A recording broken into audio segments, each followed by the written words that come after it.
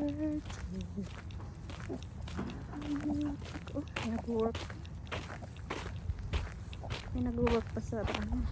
Ayan, dahil ng ano, lote na bakante. Come on. Keep going.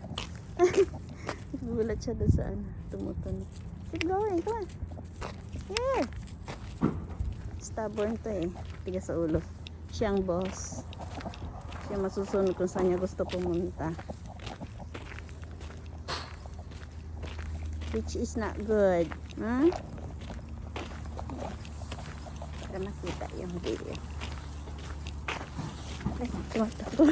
Hello. Ay. Takbo. Oh, habulin mo be? Nagjo-jogging.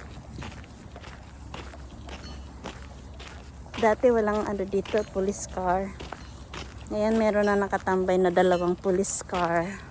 Kasi gawa nga ng mga nangyayaring ano, ICE. Basta na lang nanguhuli ng mga US citizen. So they're protecting now. Wala pa naman so far dito. Pero meron na nakakita one time. So nagulat ako, may 2 ano, police car. So people will be aware na merong police nagmamasid. In case, baka meron na nangyari dito, di ko lang alam. Baka meron ng ano, bad people ano na. Meron kasi yung ano, yung kinidnap na 84 years old na babae. Mag-isa lang siya nakatira sa bahay. Pero yung daughter niya, malapit lang naman ang 10 blocks lang ang layo. Ano, pang 7 days na ngayon na hinahanap. For ransom siya, pero hindi naman sinasabi kung magkano. Merong ang award na reward na $50,000 kung sino makakapagturo, kung sino ang may kagagawa ng kidnapping. Kawawa naman kasi nagme-medication siya eh. Tapos meron siyang nakakabit na pacemaker sa katawan niya na yung merong ano sa heart, and then meron siyang gamot. So nag-aalala na yung mga anak niya kung nasaan na ang mami nila. Pinasok siya, nag-doorbell, tapos pinasok siya sa bahay, tapos kinuha siya.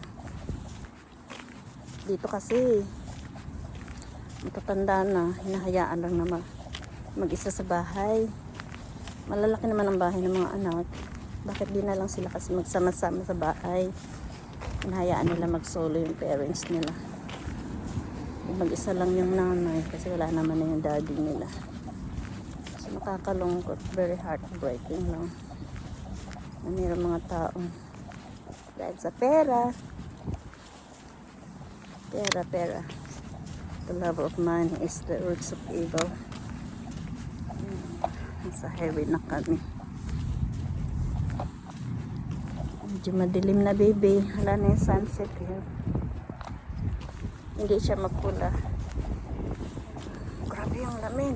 Init eh. Ay init ang ano hangin. Ayan.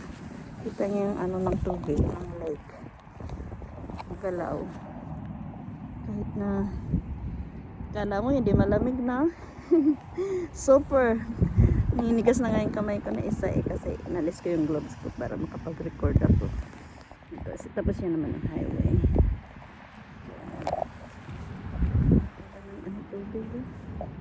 May ano dito, fishing dito na may lungit. May isda dito. Saan na yan? Be, likot mo. Ikot tayo, ikot.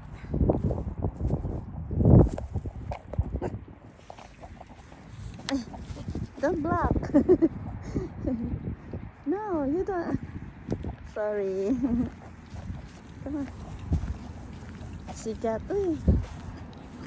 Kaabang sa mga ano. Minsan ang hirap ano to. Aso na to. Tigas ang ulo. I won't hurt you. We're going home.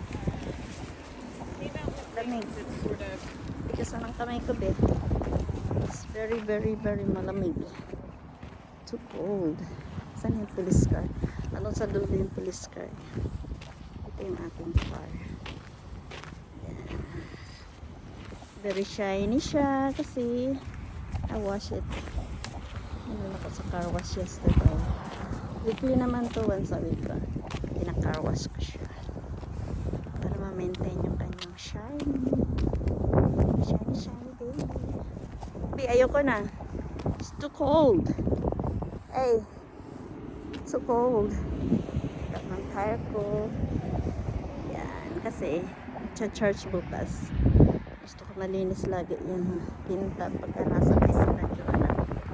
Sinusundo ko sila. Sundo. Walang bayad ah. Free. Kind of love. Come on baby. Let's go. It's windy. Woo! Oh, cold. Hangin talaga. Sakit na ng kamay ko. Lamig. Buti walang snow. Maulan dito sa Tuesday. Ay, hindi. Wednesday. 3 days na naman maulan. Nagulog ka? Nagulog ka? Lagot ka. Clean your butt. Inisan ko na muna ang ating baby. Ako. Bye.